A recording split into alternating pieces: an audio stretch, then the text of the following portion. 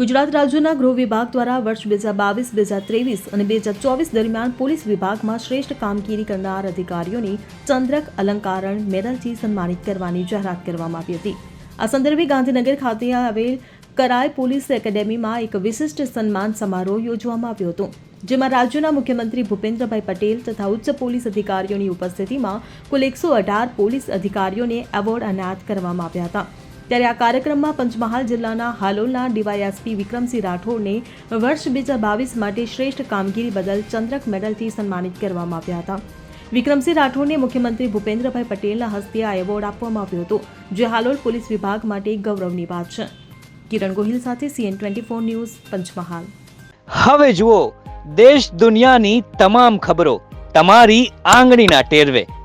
ઉઠાવો મોબાઈલ અને Google Play Store પરથી ડાઉનલોડ કરો અમારી CN24 ન્યૂઝ મોબાઈલ એપ.